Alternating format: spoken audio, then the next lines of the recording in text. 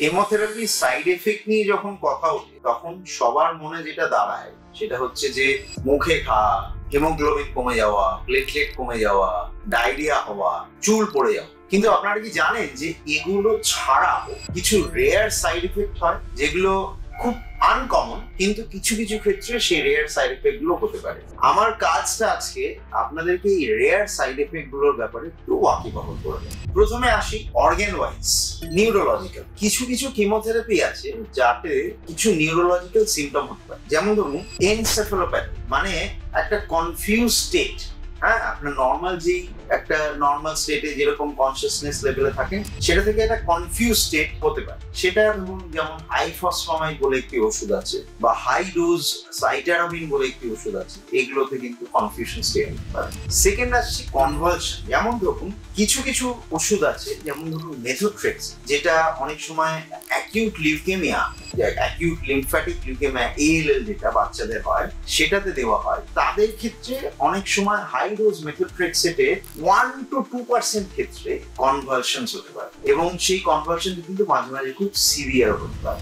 Next আসি lung toxicity. এবার lungs এর মধ্যে আমাদের যেই এয়ার প্যাসেজ গুলো আছে সেই এয়ার প্যাসেজ গুলো ছোট হতে হতে ছোট ছোট একদম ফাইনাল স্টেজে গিয়ে কিছু এয়ার পকেটস বানায় যেগুলোকে বলে অ্যালভিওলাই, এবং সেই অ্যালভিওলাই এর আশেপাশে কিছু সফট টিস্যু থাকে। তো কেমোথেরাপি, অনেক কেমোথেরাপি আছে যাতে যেটা হয় যে এই যে সফট টিস্যু গুলো সেগুলোতে ফাইব্রোসিস ডেভেলপ করে, মানে গোদা ভাষায় বলতে গেলে লাংটা একটু ফাইব্রোটিক হয়ে যায়, মানে তার ইলাস্টিসিটিটা কমে যায়। এটাকে বলে ইডিওপ্যাথিক পালমোনারি ফাইব্রোসিস। এই ইডিওপ্যাথিক পালমোনারি ফাইব্রোসিস কিন্তু কিছু কিছু chemotherapy long term side effect হতে পারে এবং দেখা গেছে যে নতুন যেই কেমোথেরাপি বা টার্গেটেড থেরাপি গুলো আসছে যেগুলোকে বলে অ্যান্টিবডি ড্রাগ কনজুগেট, মানে যেখানে একটি অ্যান্টিবডি পোর্শন থাকছে এবং একটি কেমোথেরাপি পোর্শন থাকছে, দুটো মিলিয়ে যেই কম্পাউন্ডটা তৈরি হয় সেটাকে বলে অ্যান্টিবডি ড্রাগ কনজুগেট। তো এই অ্যান্টিবডি ড্রাগ কনজুগেটের একটা খুব কমন সাইড এফেক্ট অলমোস্ট 10% ক্ষেত্রে দেখা গেছে যে এটা লাং ড্যামেজ করতে পারে, যাকে বলে পালমোনারি ফাইব্রোসিস। এবারে আসছে কিছু কার্ডিয়াক রেয়ার প্রবলেম। যেমন ধরুন কিছু কিছু কেমোথেরাপি আছে যেমন প্যাক্লিট্যাক্সেল বা ডোসেট্যাক্সেল, যেটা খুব কমনলি ইউজ হয়। এই কেমোথেরাপি গুলোর একটা রেয়ার সাইড এফেক্ট হচ্ছে যে আমাদের যে কার্ডিয়াক রিদম, যে নর্মাল যে হার্টবিট, যেটা যেই রেটে হার্টবিট হয়, নর্মাল সাইনাস রিদম যেটাকে আমরা বলি, যেটা সাধারণত লোকে জানে যে 80 পালস রেট, 80 পার মিনিট বা 90 পার মিনিট, এই রেটটাকে অনেক সময় একটু কমিয়ে দিতে পারে, যাকে বলে সাইনাস ব্র্যাডিকার্ডিয়া। তো কিছু কেমোথেরাপি আছে যাতে সাইনাস ব্র্যাডিকার্ডিয়া হয়, কিছু কেমোথেরাপি আছে যাতে সাইনাস ট্যাকিকার্ডিয়া, মানে যেটা আপনার রেটটা বেড়ে যেতে পারে। এবং অনেক সময় আমাদের যে হার্টের যে ব্লাড ভেসেল, যেটা মানে আমাদের হার্টের যে পাম্পিং ক্যাপাসিটি, সেই পাম্পিং ক্যাপাসিটিটার জন্য তো কিছু নিউট্রিয়েন্টস দরকার, অক্সিজেন দরকার, সেগুলোকে যেই সব ব্লাড ভেসেল সাপ্লাই করে সেগুলোকে বলে করোনারি আর্টারিজ। তো এই করোনারি আর্টারির যেই সাইজটা, সেই সাইজটা অনেক সময় কমে যেতে পারে, যাকে বলে করোনারি ভ্যাসোস্প্যাজম। এই ভ্যাসোস্প্যাজম কিন্তু একটা রেয়ার সাইড এফেক্ট কিছু কেমোথেরাপি, যেমন ধরুন 5-fluorouracil বা কেপসাইটোবিন নামক কিছু কেমোথেরাপি আছে যাতে এই ভ্যাসোস্প্যাজম হতে পারে। তাতে ক্লিনিক্যাল পিকচারটা কিরকম হয়, অনেকটা হার্ট অ্যাটাক হওয়ার মতো। তো এটার সিমটম যেরকম ধরুন বুকে ব্যথা হচ্ছে বা বুকের মাঝখানে, চেস্টের মাঝখানে একটা চাপ চাপ ভাব, স্পেশালি যখন কেমোথেরাপিটা চলছে, এইগুলো হচ্ছে এই পার্টিকুলার সাইড এফেক্টের সিমটম। আরেকটা ইন্টারেস্টিং সিমটম বলি, যাকে বলে হ্যান্ড ফুট সিনড্রোম। দেখবেন কিছু কেমোথেরাপি আছে যেমন ধরুন কেপসাইটোবিন, যেটা ট্যাবলেট ফর্মে দেওয়া হয়, বা 5-FU বা ডোসেট্যাক্সেল, এগুলো দিলে যেটা হয় যে কিছুদিন পর এই হাতের এবং পায়ের যে চামড়াটা আছে সেটা একটু খসখসে হয়ে যেতে পারে, বা অনেক সময় খুব সিভিয়ার ক্ষেত্রে সে চামড়াটা উপরের দিকে একটু উঠেও যেতে পারে, এবং হাতের যেই আঙুলের যে এন্ড গুলো সেগুলো অনেক সময় খুব ব্যথা হতে পারে। এটাকে বলে হ্যান্ড ফুট সিনড্রোম। এটাও একটা খুব রেয়ার সিমটম, যদিও কেপসাইটোবিন ওষুধ যেটা, সেটার ক্ষেত্রে এটা খুবই কমন, বা বাকি কেমোর ক্ষেত্রে কিন্তু এটা খুব রেয়ার সিমটম।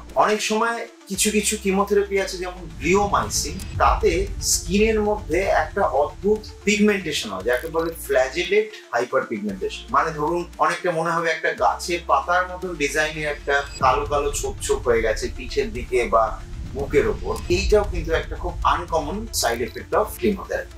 আরেকটা সাইড এফেক্ট যেটা হয় সেটা হচ্ছে যে সাইকিয়াট্রিক। আমি সাইকিয়াট্রিক বলতে পাগল হয়ে যাওয়া বলছি না, কিন্তু কিছু কিছু সাইকোলজিক্যাল ডিস্টারবেন্সেস হতে পারে বা কগনিটিভ ডিক্লাইন হতে পারে। মানে ধরুন আপনার মেমোরির প্রবলেম হচ্ছে, কিছু কিছু জিনিস মনে করতে পারছেন না, বা ধরুন কোনো একটা ক্যালকুলেটিভ এবিলিটি যেটা খুব ইজিলি আপনি করতে পারতেন সেইটা করতে পারছেন না। এই জিনিসগুলো কিন্তু কিছু কিছু কেমোথেরাপির ক্ষেত্রে এফেক্টেড হতে পারে। তারপরে আসছি রেনা, মানে কিডনির ওপর কিছু প্রবলেম। সাধারণত কেমোথেরাপি দিয়ে কিডনির কোনো প্রবলেম হওয়ার কথা নয়, কিন্তু কিছু কিছু কেমোথেরাপি আছে, স্পেশালি ইমিউনোথেরাপি, যাতে আপনার কিডনির ওপর কিছু নেফ্রাইটিস জাতীয় সিমটমস আসতে পারে, যেটাকে আমরা বলি অ্যাকিউট টিবিউলার নেফ্রাইটিস বা অ্যাকিউট গ্লোমেরুলার নেফ্রাইটিস। এই ধরনের কিছু প্রবলেমস আসতে পারে, যেটার সিমটম সাধারণত হয় ধরুন আপনার খুব ফেনা হচ্ছে ইউরিনের সঙ্গে, তার মানে কি অনেকটা পরিমাণ প্রোটিন বেরিয়ে যাচ্ছে ইউরিনের সঙ্গে, বা ধরুন আপনার ক্রিয়েটিনিন বেড়ে যাচ্ছে, বা কিছু ইলেকট্রোলাইট অ্যাবনর্মালিটি হচ্ছে, মানে সোডিয়াম, পটাশিয়াম, ম্যাগনেসিয়াম, এই ধরনের কিছু ইলেকট্রোলাইট অ্যাবনর্মালিটি হচ্ছে।